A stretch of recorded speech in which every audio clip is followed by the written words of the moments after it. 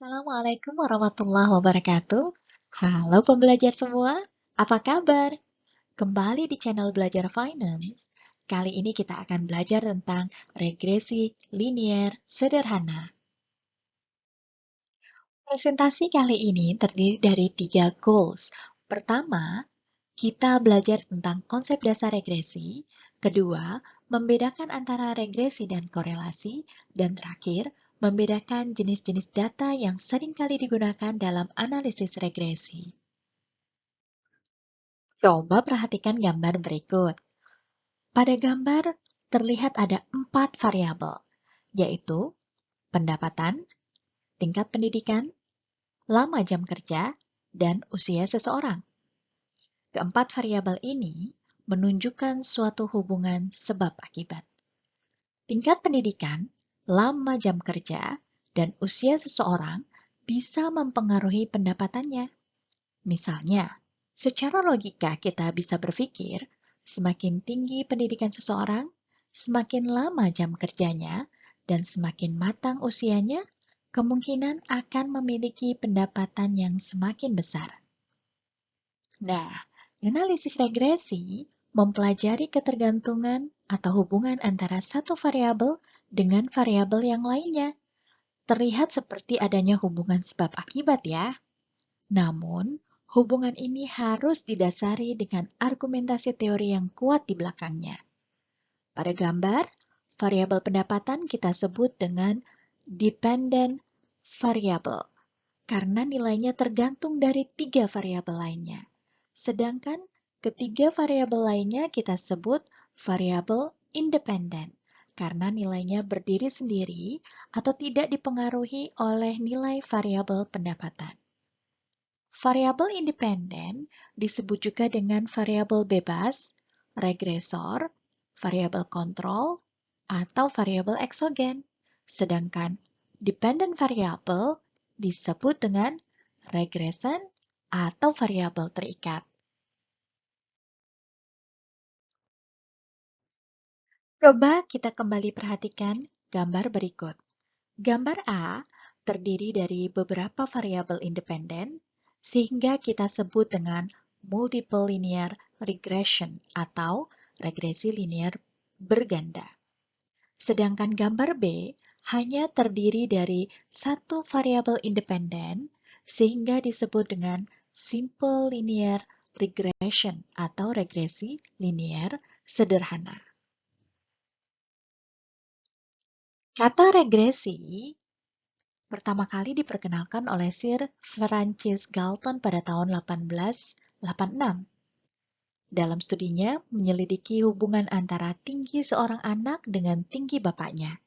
Galton menemukan bahwa walaupun ada kecenderungan orang tua yang berbadan tinggi memiliki anak dengan badan yang juga tinggi, ternyata rata-rata tinggi badan anak yang lahir dari orang tua yang berbadan tinggi tertentu cenderung bergerak atau beregresi menuju rata-rata tinggi badan populasi secara keseluruhan.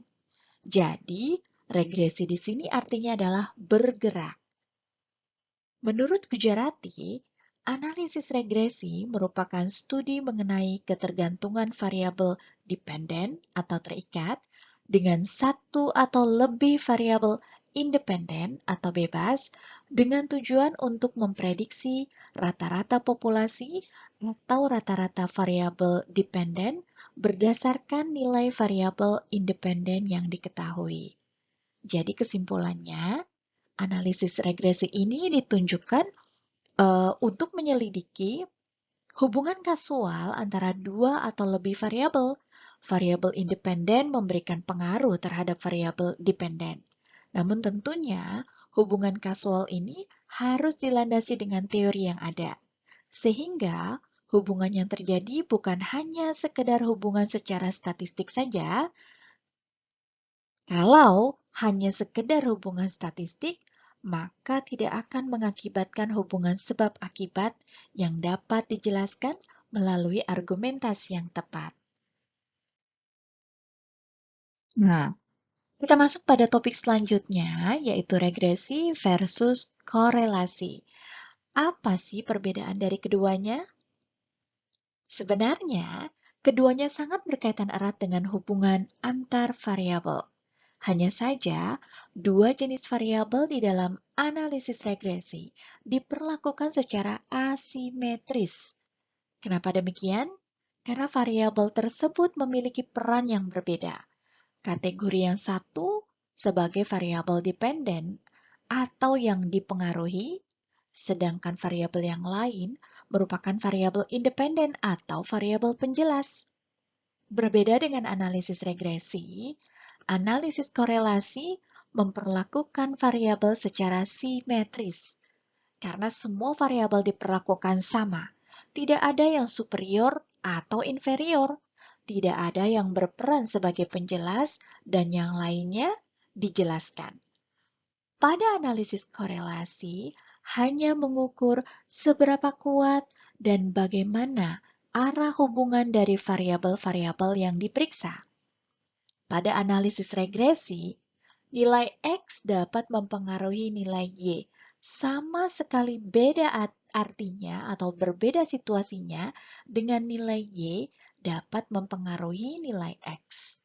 Sedangkan pada analisis korelasi, korelasi antara X dan Y nilainya sama dengan korelasi antara Y dan X. Coba kita perhatikan gambar berikut. Ketiga grafik tersebut menunjukkan hubungan korelasi antar dua variabel. Kita anggap saja variabel Y pada koordinat tegak Y dan variabel X pada koordinat X mendatar. Nilai korelasi berkisar antara -1 dan +1. Semakin besar nilainya, baik positif maupun negatif, menunjukkan kekuatan hubungan korelasi yang terjadi. Tanda positif dan negatif menunjukkan arah hubungan yang terjadi. Positif untuk hubungan yang searah dan negatif untuk hubungan yang berbanding terbalik. Pada grafik A, kita bisa melihat hubungan positif karena korelasi R bernilai positif. Yang terjadi adalah hubungan searah antara X dan Y. Jika X bergerak positif, maka Y juga bergerak positif. Keduanya memiliki hubungan yang searah. Pada grafik B, tidak terjadi korelasi antara X dan Y, karena X dan Y berpola acak atau random, sehingga korelasinya bernilai 0. Sedangkan pada grafik C, terjadi hubungan negatif antara X dan Y karena pergerakan X dan Y tidak searah. Jika X bergerak positif, Y bergerak menuju arah negatif. Keduanya memiliki hubungan yang berbanding terbalik. Berikut adalah formulasi dari Pearson correlation.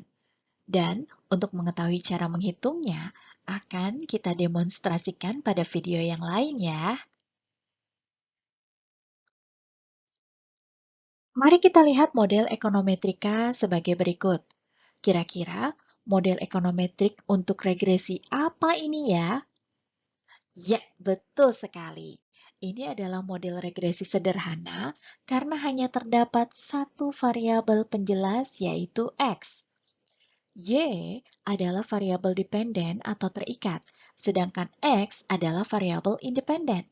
Beta 0 dan beta 1 adalah parameter yang akan diestimasi, sedangkan epsilon adalah notasi untuk error term atau faktor gangguan dalam persamaan ini. Subscript I menunjukkan individu karena data yang digunakan adalah data cross-section atau lintas individu. Jika kita menggunakan data lintas waktu atau time series, maka kita ganti subscript I menjadi T.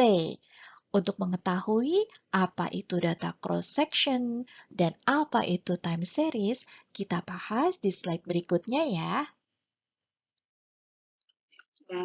Jadi jelas ya, perbedaan antara analisis regresi dengan korelasi. Pada analisis regresi, kita mempelajari bentuk hubungan antar variabel melalui persamaan, berupa hubungan sebab akibat, dan mengukur seberapa besar suatu variabel mempengaruhi variabel yang lain. Dan analisis regresi ini berguna untuk peramalan.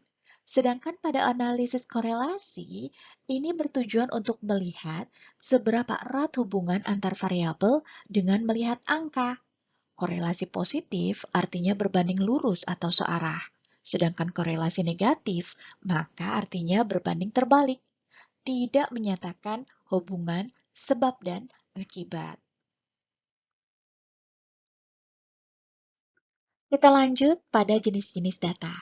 Salah satu metodologi ekonometrik adalah mengumpulkan data yang akan kita gunakan untuk analisis secara empiris. Jenis data yang akan kita gunakan terbagi menjadi 3 jenis. Pertama adalah data time series, kedua cross-section, dan yang ketiga adalah data panel. Data time series adalah data dari suatu variabel yang dikumpulkan berdasarkan periode waktu dari waktu ke waktu secara berurutan yang dapat berbentuk harian, mingguan, bulanan, tahunan, dan lain-lain. Intinya, time series ini adalah data lintas waktu.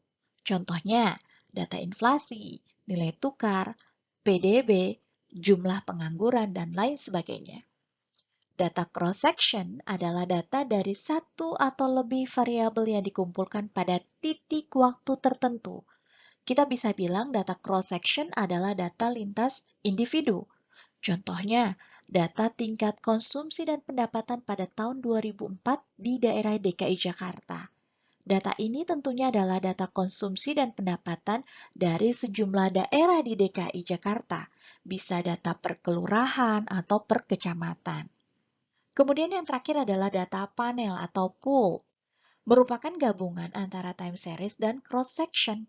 Contohnya, data tingkat konsumsi dan pendapatan di sejumlah daerah di DKI Jakarta pada tahun 2010 sampai 2022.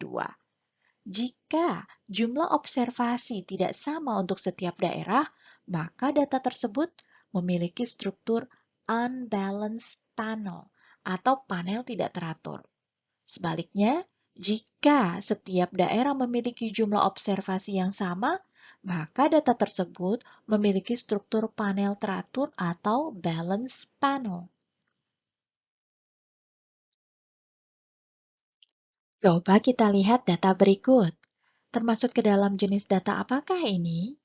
Ini adalah data makroekonomi 8 provinsi di Sumatera pada tahun 1998. Dilihat terdiri dari 8 provinsi yang berbeda dan hanya pada satu titik waktu, yaitu pada tahun 1998, maka ini masuk kategori data cross-section. Berikut adalah data makroekonomi 8 provinsi di Sumatera pada tahun 1993 sampai dengan tahun 1998. Karena terdiri dari individu dan waktu yang berbeda, maka data ini masuk kategori data panel. Nah, kemudian ini adalah data makroekonomi satu provinsi saja, yaitu Provinsi Aceh pada tahun 1993 sampai dengan tahun 1998. Nah, karena hanya terdiri dari satu individu lintas waktu, maka ini masuk ke dalam kategori data time series. Jadi, sudah jelas ya konsep dasar dari regresi, perbedaan regresi dan korelasi, dan juga jenis data untuk analisis regresi? Semoga informasi ini bermanfaat. Demikian presentasi kali ini. Terima kasih dan sampai jumpa.